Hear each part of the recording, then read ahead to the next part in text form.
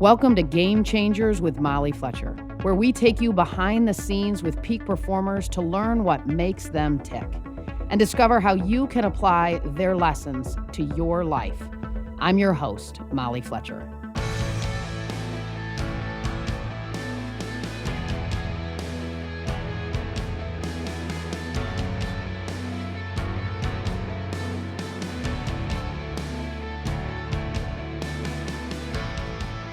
Today, we're taking a trip down memory lane with Olympic figure skater Tara Lipinski. At age 15, Tara catapulted onto the world stage, winning the gold medal at the 1998 Olympics and becoming the youngest individual gold medalist ever at the Winter Games.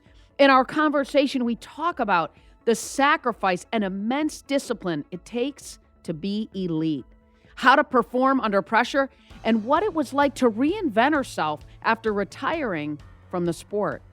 You can catch Tara on air covering the Winter Olympics on NBC and behind the camera as a producer for the new docuseries Meddling, airing now on Peacock.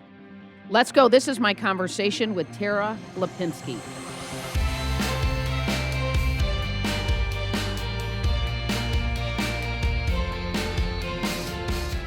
Tara, what a treat to have you on. You know, when I was preparing for the interview, I was surprised to learn that your skating career started actually with a different sport, roller skating, which was so interesting to hear. How did it all start for you? So it all started with the Care Bear, really. Back in Jersey, my mom and her best friend, who had a daughter my age, saw a ad in the paper that if you went to your local roller rink and took a lesson, you would get a free Care Bear. And this is the 80s. And we were obsessed with Care Bears. So they thought it was a good rainy day activity. And that's how it all began, because once we got there, they didn't read the fine print very well. And it said after, 10 lessons.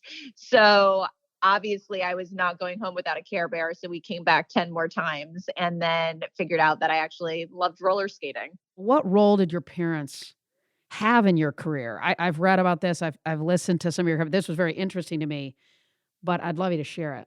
My parents were the most important part of my journey, to be honest. Obviously, you need a team and coaches and choreographers, but at the end of the day, when I look back, I know that I could not have achieved what I did without both of them. My mom was in that rink with me day in and day out, moved away from my father when I was just, how old was I? I was 9 years old, but financially my dad had to stay in Texas to keep funding figure skating. And we had to move to Detroit and Delaware. And, the sacrifices they both made, both personally and financially, are huge. And thinking back, now as an adult, you have even more appreciation. And I realized they literally gave up so much of their life to let me live out my dream. So they gave me the ability, but then they also gave me the support, which is also priceless, because looking back, being a 15-year-old trying to deal with this pressure and all these expectations that were on my tiny shoulders, I needed someone to fall back on and talk to. And I needed those pep talks and I needed that belief. And they 100% believed in me. And I look back now and it really feels, I know that I had the ability and I had the talent, but it really feels like I could not have won that medal without them. Did they push you and sort of drive it, or was it coming from the inside of you? No, it was definitely coming from the inside of me. I think we're a very type A family, all three of us. I'm an only child. Okay. So either it was bred into me, or it's just who I am. Obviously, my mom felt that if she was taking me out of, normal school, obviously I was still enrolled in school and had tutors, but my parents were never really into sports. They didn't do sports growing up. They thought I was going to, be a doctor and it was all academics for them. So this was a major concern, at the point when I needed to, stop school and focus on skating. And because it's just impossible when you're an elite figure skater with the times that the rink has available, there's no way you can go to a normal school setting. So obviously I graduated with class, but it was a different experience homeschooling than going to a school. And that was something they were slightly concerned about. So she definitely made it clear that there was going to be no fooling around, that this was a job. And if I really loved it this much and wanted to pursue it, that I had to work hard at it. But really looking back, I realize now, even just the type of person I am, is that, no one really had to push me. I'm sure if you even talk to my coaches, they would probably say, no, we were trying to get her off the ice more than we Go were to keep her rest. on the ice, Right. because I was such a perfectionist that maybe that was more of a fault than an advantage at times. Because you want to make sure you stay healthy and mentally healthy. And I definitely had a drive that sometimes just wouldn't stop. Overkill. Like there, it's like, dude, go rest. Take your skates off. What you're describing, right, is just, in my opinion, somebody that has just an enormous amount of discipline, right? Lots of focus. And the discipline that you had to create the level of success that you had, and that championship mindset. What would you say are some of the things that maybe you did and the behaviors that you had that others didn't? I mean, I think maybe, and you look at, sometimes you think about these things like what does it take to make an Olympic champion? What does it take to make a great athlete?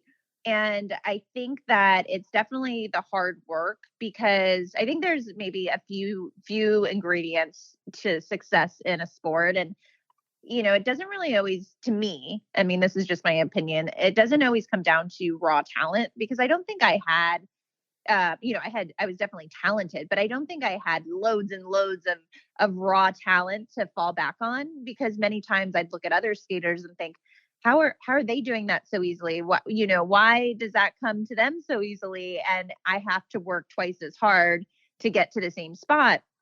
But I think that was part of the recipe, where I worked so hard.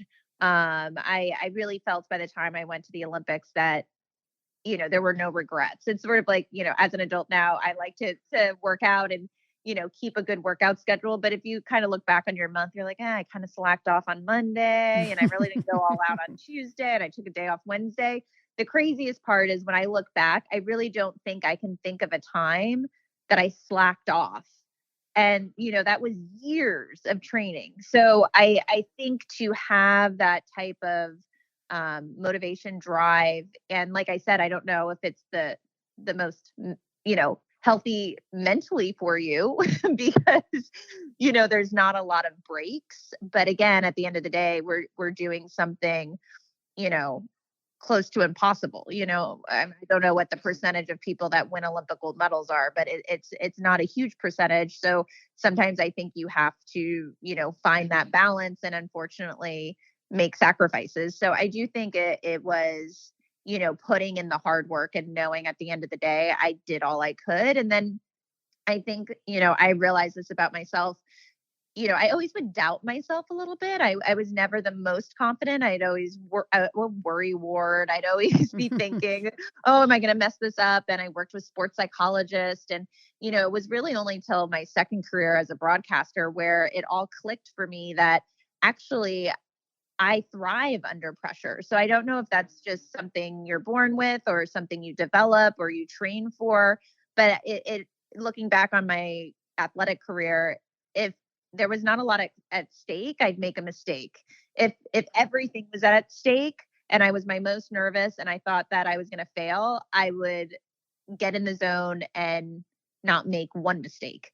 So, and then when I went into broadcast, I remember getting on the air the first time, and, so much is happening, producers in your ear, and it's live television, and you're following scores, and, there's so much pressure in that as well. And I thought, why did I pick this? Like, I should have chilled out for my second job of my life. I was already under so much pressure as an athlete.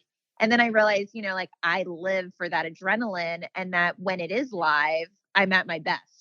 So then it started to all make sense. So I do think there's probably something in there mixed with the hard work of, just having the ability to withstand pressure. Well, I love, Billie Jean King says pressure is a privilege. And I think that's so true. And to me, it's so interesting to hear you say that you felt like the confidence actually became clearer to you, or you felt it more as a broadcaster, because you got to have a ton of confidence when you do what you did on the ice and did so many things for the first time in an Olympics. So would you almost say that confidence comes from actions, right? Consistent actions over a longer period of time? For me, it definitely within my sport, it was definitely repetition.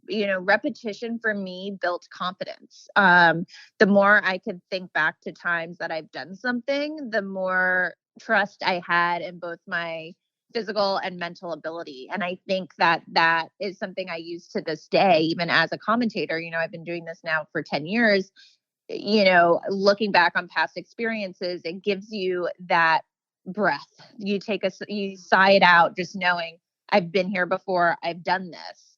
So I do believe for me as an athlete, it was repetition, and I used that, and it was part of my routine. And my coaches all knew that if I was struggling on a jump, we weren't going to do just one and walk off the ice. They knew I needed maybe to do 10 to then not think about it that night. One of the things I always found interesting with the athletes that I worked with as a sports agent is their ability to control what they can control. And I think about the best tennis players in the world, the best golfers in the world. And so it's fascinating, right? Because sometimes you hear athletes talk about how they lean into the scoreboard and it helps them understand where they're slotting, right? Some of them have no interest in looking at where their opponents are. So it's fascinating. What was it like for you in figure skating, right? Are you seeing the others as they're competing and posting their scores? And how does that play into your ability to perform, or do you lock in on you and what you can control? Right. I think, it depends on the person. As much as the thought would probably be, let's just focus on yourself. There's nothing else you can control other than what you're doing. But, again, as a competitor and being a competitive person, just naturally competitive, I think that there's some part of me that likes to keep tabs. And when I was skating, I'd like to keep tabs on what the best skaters in the world were doing, because it motivated me. It gave me that spark to push a little bit harder. It made me feel more alive in the moment, and that more was at stake. And again, maybe that just goes back to, this is such a personal preference for athletes of what works with their unique, physical and mental states. But for me, I think it definitely fueled me to keep an eye on what was happening, but without focusing on it completely, because truthfully, at the end of the day, you could be thinking about your competitor all day long, but you still have to do your job. Right. They could mess up 3 times and it doesn't mean you won. And the hardest part is, landing on a 1/4-inch blade, skating around at 20 miles an hour. So you do have to focus on yourself first and foremost. Well, yeah, I can't. I can barely skate around an ice rink with absolutely nothing to do but stay on my feet. So I can't even imagine. You and Michelle Kwan were seen as rivals, right? When we think about competitors, you guys, I'm sure, made each other better. How did you make each other better, and how with her being, kind of a few years older than you, she was a little bit more established than you. Did you find at some level the initial confidence that you could compete against her and that you could beat her? Well, in the beginning, I was so young. I was, 12, 13 when I started competing against her. And she was at, the very top of her career. She had just won the world championships. I placed 15th that year. She was an idol of mine. She was someone I looked up to. I had watched on television. I had thought, oh, one day maybe I could be like Michelle Kwan. So it was very interesting that all of a sudden at 13 years old, I was competing against her. And, that first year, I'm sure she didn't even know that I was there. I just had come onto the scene. And I remember stepping on practice ice or at a competition and seeing her and just thinking, oh my goodness, wow, Michelle Kwan. So, she was definitely someone I looked up to. And then obviously things changed very quickly, and I started to improve quite rapidly over those 3 years. And then we were in an intense rivalry. Did you have to park that? Man, this is a girl that I used to look up to, and now I think I can beat her. Well, it was never, oh, I think I can beat her, because it did happen I mean, in if you're looking at it now, it didn't happen very slowly, but I guess like when it's happening at the time, it felt like it was happening slowly. Like Okay, I went sure. to my first nationals, she won. I made the team just barely. I went to worlds, she won. I, was struggling and I was 15th place. So, it was something that over time you just, it became more normal that I was competing against her. And then the next year is when I grew a little bit, I matured a little bit, I gained some other difficult technical elements. And, your sport very well. You know what you need to do to beat or top your competitors, or what you need to be doing technically, in comparison to what the best people in the world are doing, the people that are winning gold medals. So I all of a sudden started realizing, oh goodness, I'm doing what those skaters are doing. So I belong here. yes, I can't even imagine, right, what it's like, and you've gotten this question, I'm sure, 100 times, to train your whole career at some level for one moment or a couple quick moments in an Olympics. it's really terrifying I to think can't about it. And imagine. it's still Yes. terrifying for me to look back on it, where I realized, oh my goodness, Tara, you were sacrificing everything. You could have tripped and things could have gone very differently. Your life would have been completely different right now. It's the biggest gamble in the world. And like I said, you have this different perspective years later. No wonder my parents were freaking out that, like we're in school, we were away from friends, Sure, family, sure. there was so much at stake for 6 minutes total. So it's an enormous amount of pressure that, I was having to do an interview and rewatch that performance. And I was still nervous. It was almost so surreal that it's like I didn't know what was going to happen, because it took me right back to that day, that moment where, I my legs were shaking. I didn't know how I was going to use my legs in that state, and how I was going to get through these 4 minutes. And then I did. And it's the most surreal, incredible moments of my life, where you look back and everything fell into place. What they talk about of an athlete, you know, getting into the zone, it actually happened. My legs were shaking. I couldn't concentrate. I was terrified. The thoughts in my mind were, I am going to fall all over this ice and ruin my moment. And then within seconds, my training kicked in, and I don't remember anything else I did. Really? So when you stepped on the ice, were the thoughts of, I'm gonna fall all over the place? I mean, was that going through your head, or did somehow that get removed? I mean, obviously, you can't do what you did and think, "I'm gonna fall." Right? So how did it just, vanish? Don't know. I think, obviously I had tools to fall back on of, okay, everything I worked with my sports psychologist with, of getting, out of a doubtful place and getting into a confident place. So I'm sure that I used all of those tools. But to be honest, I just remember my music starting, my legs shaking, these thoughts going through my head. And then I just remember sort of almost yelling at myself, like, when you realize this is the moment, you've worked all of these years, and even though I was just 15, I spent every year that I remember since 3 waiting for this moment. And it's such a horrible feeling to think that you could mess it up. You are in the driver's seat. You are in control of your destiny right now. And for me, it was a moment, I think, where I realized, okay, either I go out swinging and know that I tried my hardest, Yep. or I skate scared like this and I think about this moment for the rest of my life. So something switched in that split second before my first jump.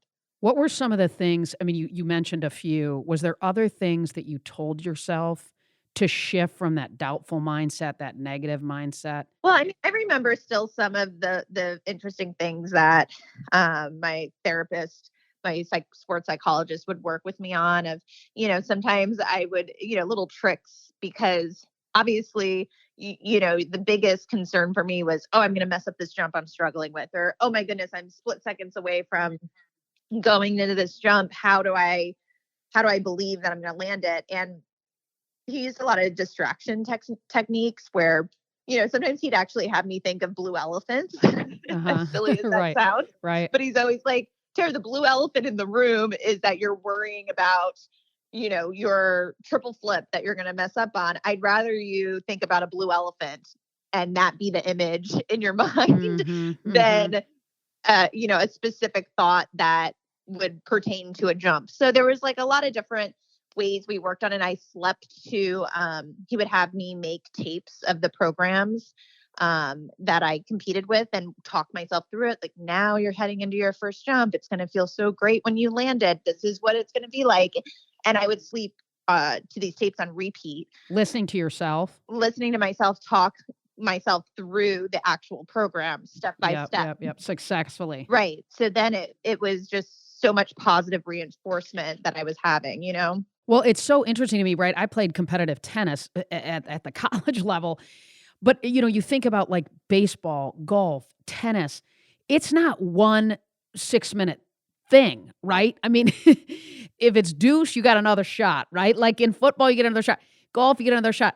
I mean, this is it, right? So, right. No wonder when the light goes on now when you're calling TV, you can handle it. I'm not surprised at all. It is such a wild world, though, of like what we did, right? Like, to think back of the pressure and just not what we did, girl. What you did, totally different. But it really is a mental game. I say it as a commentator now that at this point, all of these skaters are at such an elite level that it really comes down to the mental game and how competitive and how gritty you are as an athlete, because it's 99% mental and 1% physical at this point. We've seen Simone Biles and talk about sort of the mental struggles. I mean, you just mentioned sort of the mental side of it. What is your sort of reaction as you reflect on your own experience, right? Having to navigate these when maybe less people were talking about it, right? Maybe these mental hurdles and speed bumps along the way. What was your experience like when you reflect back? I think that, it's so great that someone like Simone came forward, because I bet if you asked all of the athletes that came before her, either years or decades before, we probably all would say, wow, I don't know if I thought I had a choice. And thinking about that now, that's really sad.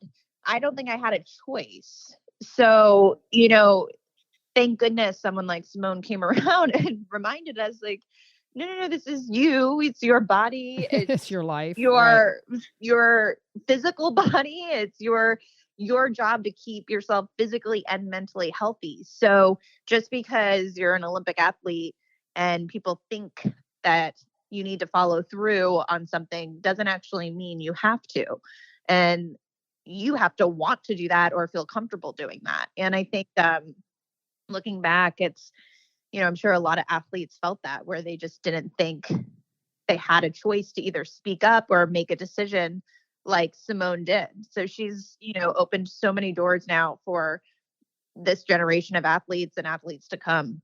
It's interesting because you used the word earlier around perfectionist, and you were in a sport where you got to take a lot of risks, right? You got to try a lot of new things. You got to step into the discomfort.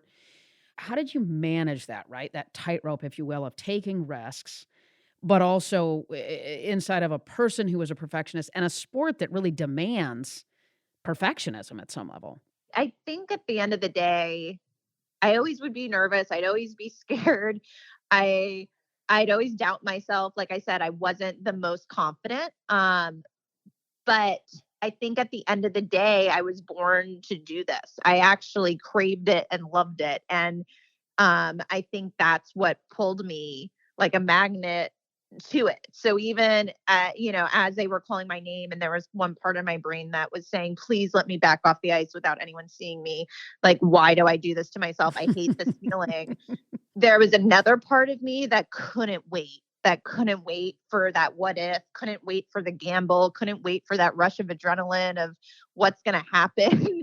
And then you hit it and it's perfect and there's no better feeling in the world. And, there's something so attractive about that. And I think that I'm probably just wired to want that. And I think the more I think about how I've moved and transitioned into my second career, as I call it, is, I thought a lot about what I wanted to get into. And like I said, I didn't want to do something high pressured, but I realized that's the only way I was going to be happy, is to get that adrenaline rush, is to get that what if feeling. You said you were born to do it, right? You were born with so many of these things. But do you think that at some level you had a predisposition? But do you think people can find this inside of themselves as well? Yeah, I really do. I think that maybe there was a predisposition for me, but I don't think that I don't think it was fully formed without years of training for it. I think you learn how to peak at the right moments. You learn how to find that inner competitor. You learn how to find that edge. No one goes into anything. If you started skating today, you have no experience to fall back on. So there's so many possibilities. The first time you land a jump that you thought you couldn't, you then have that to fall back on as experience and to build confidence and then take you to that next building block. And that's how you build the competitor inside. So you have to try or you'll never know. But I'm hearing you say, right, because sometimes I think unintentionally we people can slip into a place of complacency without even knowing it, right? Like, and not unlock that inner drive inside of them to go for more. What would you tell yourself, maybe, or others? I'm sure that along the way you have mentored who you saw maybe not living up to their potential, right? Not going for it. Yeah, I think going for it is so fun, and I think that some people may not find that fun, but have they tried it? Because Right. once you do try it and it works, I think that's where the addiction comes in. Because what I've learned from figure skating that I apply to other areas in my life is as an athlete, you have to wing it a lot of times. As much as you like to be trained, some of it is just winging it. And if I look back on my career, the amount of times I've winged things is insane. And I can't believe that I've done that. But I think that's why sometimes now, even in broadcast, when something new's thrown at me or new job or something I never thought I'd have to do, and I think, well, I don't have that experience. I don't know what I'm calling doing. the Kentucky Derby. Exactly. I've never been here before. What am I? This is exactly my life. Like, I don't know what I'm doing, but because I grew up winging it as an athlete so many times, winging it as a 13-year-old with 18-year-olds and people I looked up to for the first time at a world championships and, media and the whole world watching, I had to wing it, like I didn't have anything to fall back on at that point. And I think I apply that now throughout my life. When I'm afraid, when I don't want to go for something, I know I just have to, because you just got to wing it. You just got to go for it, because the possibility of it working out, especially if you are trained or you've put in hard work or you enjoy what you do, more often, to me at least, and, I'm not an expert, but it seems that more often than not, you're succeeding when you're going for it.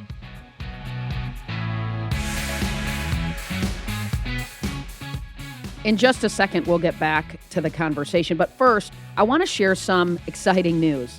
My new TED Talk is out now, and it's all about the secrets to a champion mindset. For more than 15 years as a sports agent, I had a front row seat to peak performance. What was the difference between those who maximize their potential and those who don't? You think it's talent, but it's really drive. And the real magic happens when the drive to achieve is replaced by something more sustainable, the drive to get better. The best know this, that the view from the summit is nice, but it's the climb that makes it all worthwhile. Check it out. Watch it now at mollyfletcher.com/TED Talk.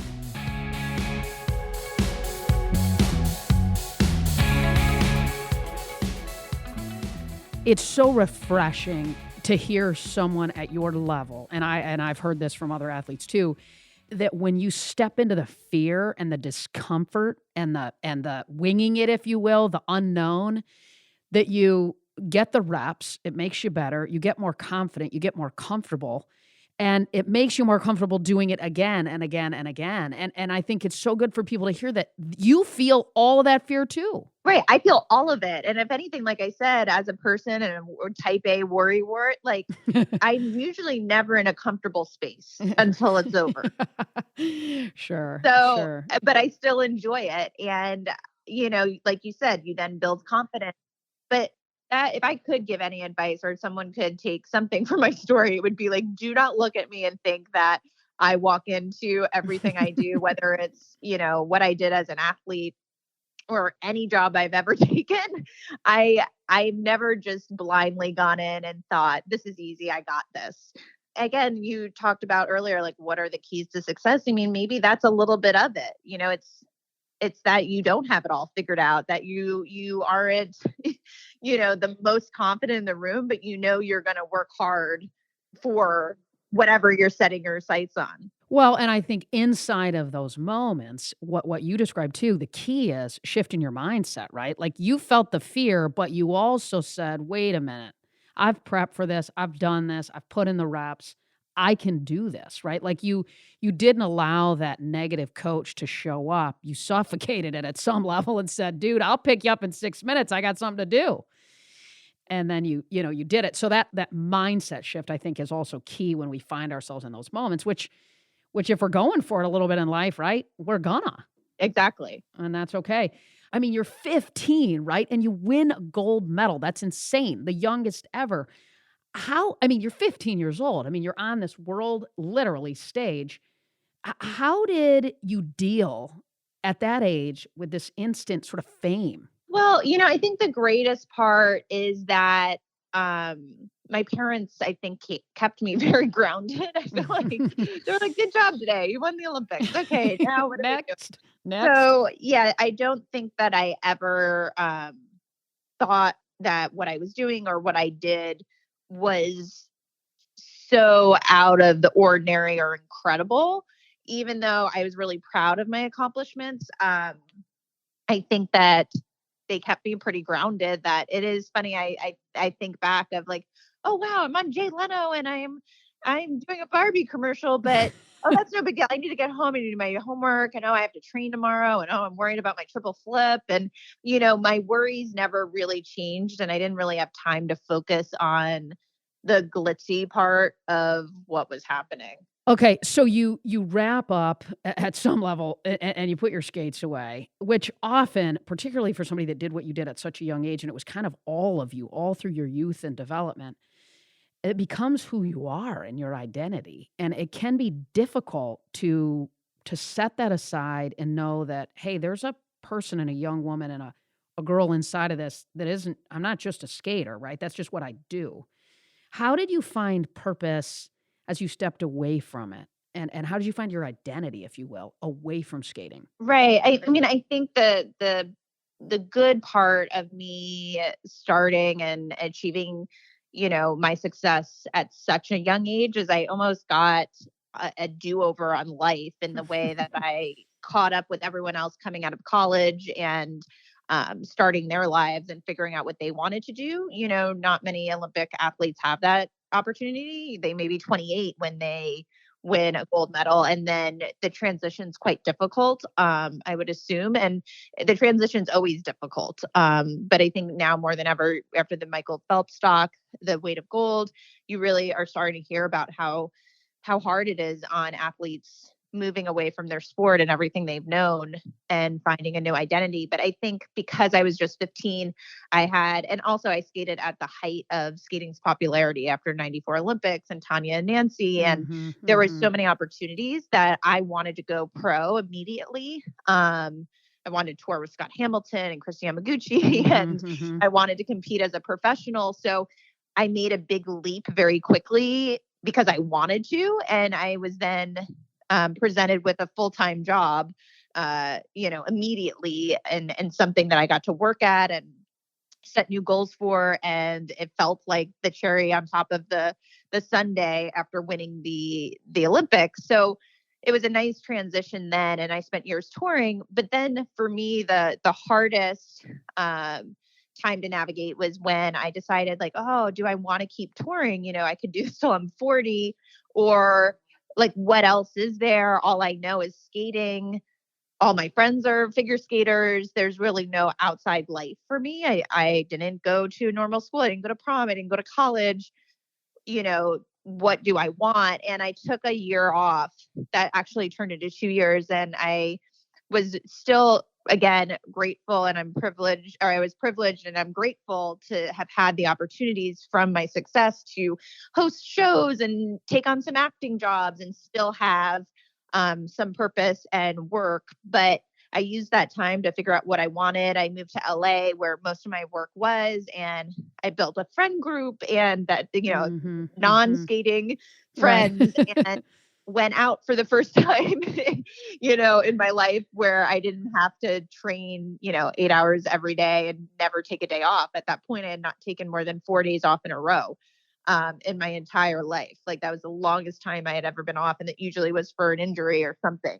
So, taking a real vacation, just experiencing what people experience. But it was great because I really thought, oh, I'm going to go back to touring. That's what I'm meant to do, and skate. And then as I started having these other life experiences, I realized, oh, well, maybe not. And again, This life thing's kind of fun. right. I mean, it's also scary because it's so new. And then what happens if you actually want to go back to skating? And, so I just knew at that moment, though, that I was going to try something else. And I had been watching World Championships, a figure skating event. And I was watching the commentators. And I just thought, oh my God, I would love to do that. And of course, I love to pick impossibly hard things to do. And my dad was like, Tara, that like most commentators, like their runs are like 20 to 25 years, Dick Button, Peggy Fleming, Scott Hamilton, Sandra Bezic.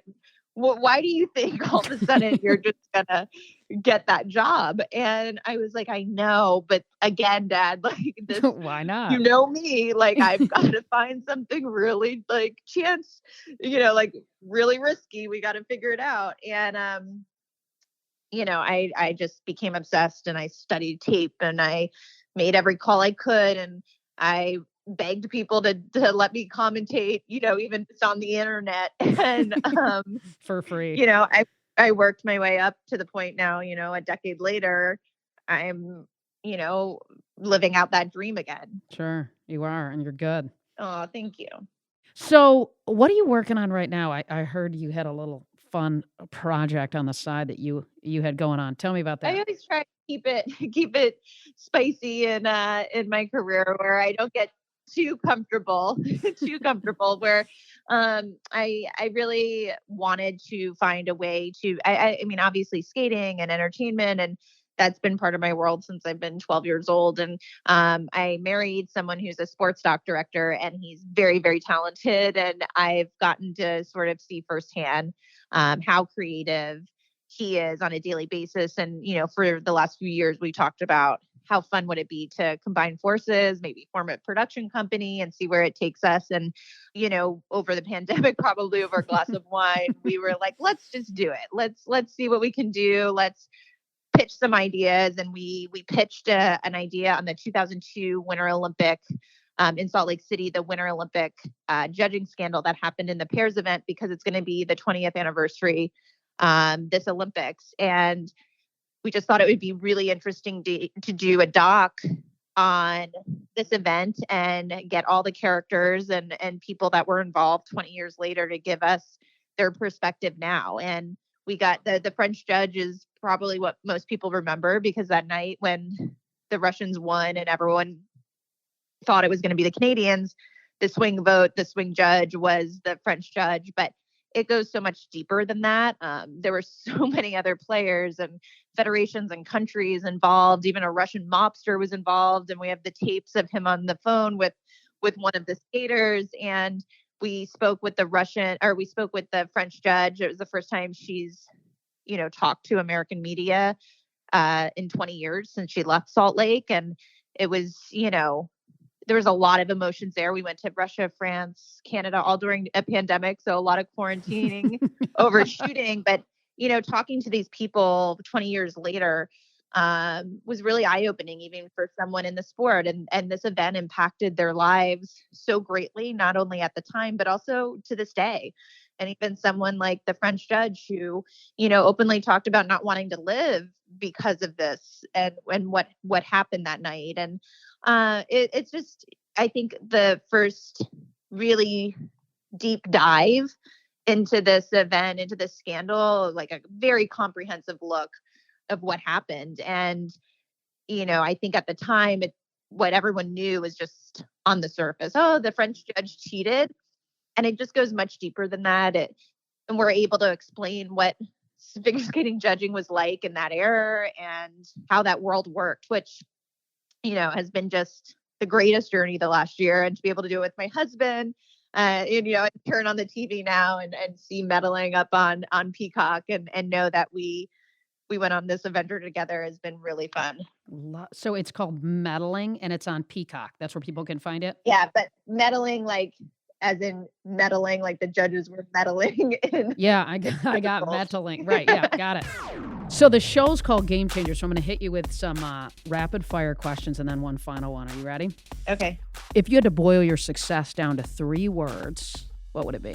I'd say determination, discipline, and passion. One thing you wish you knew earlier in your life. That I was my best under immense amounts of pressure. Mm-hmm. One habit that's improved your life. Thinking about it tomorrow. Nice. Tell me. Wait, okay, I got to go off the tell me about that. I'm a worrywart, so I will be like a hamster in a wheel. Johnny always is like, get out of your cage, spinning and going too fast. And I think I've learned over time, and it's taken me a very, very long time to learn this. And I'm still not perfect at it, but if I say to myself something I'm really upset about or worried about or will overthink in my sleep and stay up all night, it's okay. We can worry about this tomorrow, but just think about it tomorrow. Like, you can't think about it now. You have to think about it tomorrow. And for me, it does wonders because just time passes and you get sort of accustomed to whatever you're worrying about a little more easily, and you give your mind a break because that's cool. You're worried all the time. What are you gonna, do mentally to yourself? Well, and something really odd happens at like 2 a.m. when you start thinking about something, right? I mean, the magnitude of the problem is so much greater at 2 a.m. than it is at 8. I talk about this with my husband. It may be the worst thing in life is No waking question. up and like you think the world's ending, and then you wake up at 7 a.m. and you're like, oh no, it's not. What was I thinking? But it feels so real. Oh, for sure. What are you reading, watching, or listening to right now? Well, one thing I love is I guess it could be reading, not really though. It's an app I found it on my phone, and it's called Elevate, and it's been so fun. It's a game I play every night. It's one of those just like keep your mind sharp games. So it'll be like 5 different categories, like reading, math, or just these like fun brain twisters to keep you sharp. And I've become obsessed with it. So that I'm reading. I love historical fiction. I would have to go upstairs and find the name, but I don't remember the name. But I read historical fiction nonstop. Watching Dexter season 2. I loved the original Dexter, and we just finished the finale of the final season, and I shed tears. That's how much I loved it. Wow, because it was over? Well, I'm not going to give anything away. It was an emotional ending. Oh, got it. Okay. So the show's called Game Changer. So one last question. Who or what is a game changer in your life and why? I would say, I mean, it's a hard split between, my parents, for how they changed my life when I was younger, and gave me all of those opportunities that I wouldn't have had. And but also I just think now it's my husband, having someone in your life that outside of work, outside of those busy days to connect to. And at the end of the day, isn't that the best part of life is, to experience it with someone you love. So as much as I get joy from work or skating, or the hustle, it really isn't what life's about. It really comes down to those moments that you spend with someone you love and experience life with. So I'm grateful, and that's a game changer for me because, who doesn't want to experience that? I love it. Relationships are everything. Tara, thank you. This was super fun. Congrats on everything you've done and that you're continuing to do, girl. This was fun. Thank you. It was so great talking with you.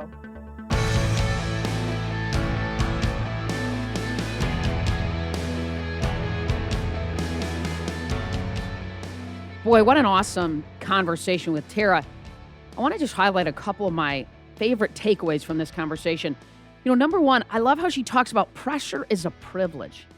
From the outside looking in, we often see these big moments, but what we rarely see are the little moments behind the scenes. As a sports agent, I got to see those little moments up close and totally connected when Tara talked about how repetition builds confidence.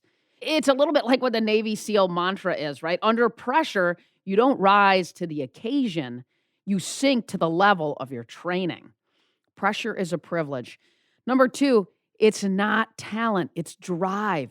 Do you ever wonder what the difference is between the best and everybody else?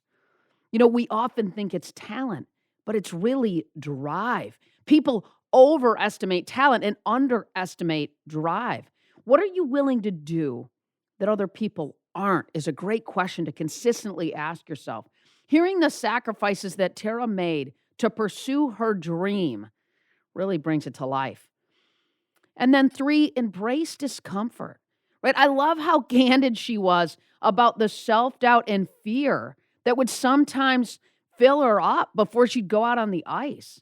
I mean, for her to say, I was terrified. Terrifying is how she described it. Wow. But then her training, it would kick in and she'd go for it. What's the lesson for us here?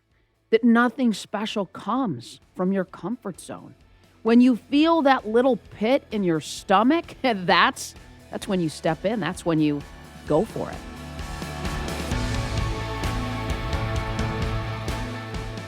Thanks, as always, for listening to Game Changers with Molly Fletcher.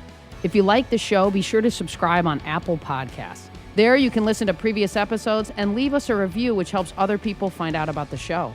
This episode was edited and sound designed by the team at Sound On Studios. You can find out more about their work at soundonsoundoff.com. Check it out. For more about me, visit mollyfletcher.com. Until next time, stay curious and be bold.